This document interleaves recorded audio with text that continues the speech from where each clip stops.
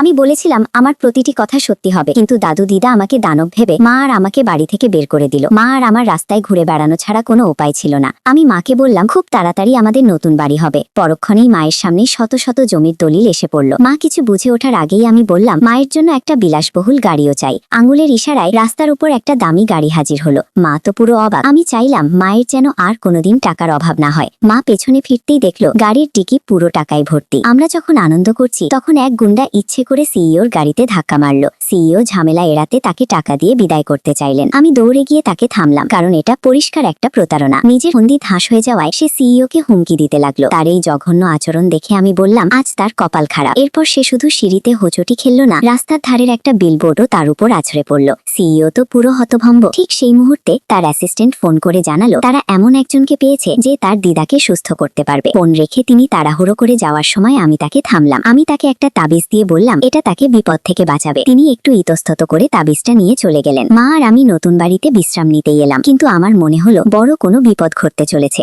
আমরা দ্রুত সব জায়গায় খুঁজতে লাগলাম। শেষমেশ একটা বড় বাড়িতে এক বৃদ্ধাকে মেঝেতে পড়ে থাকতে দেখলাম। আমি তাকে সাহায্য করতে যাব, এমন সময় বাড়ির কাজের লোক এসে তাকে সোফায় বসিয়ে ওষুধ খাওয়াতে গেল। আমি ওষুধের বোতলটা কেড়ে নিয়ে সব বড়ি নষ্ট করে ফেললাম। কাজের লোকটা আমাকে বকতে শুরু করলে আমি তাকে চুপ করতে বললাম। ভালো করে তাকিয়ে বুঝলাম ওই লকেটটাই সব সমস্যার কারণ। আমি সেটা ভাঙতে যাব, এমন সময় সিইও আমাকে থামিয়ে দিলেন। তিনি ভেবেছিলেন আমি বৃদ্ধার ক্ষতি করছি। আমাকে বলতেই হলো যে লকেটটা ভেঙে যাবে। পরক্ষণেই লকেটটা সত্যি ফেটে গেল। সিইও খুব রেগে গেলেন। ভাগ্যিস বৃদ্ধা ঠিক সময় জ্ঞান ফিরে পেলেন। তিনি সিইওকে বকা দিয়ে আমাকে বাড়ি পৌঁছে দিতে বললেন। ঠিক সেই মুহূর্তে মা সেখানে এসে পৌঁছালো। একে অপরকে দেখেই তারা দুজনেই চমকে গেল।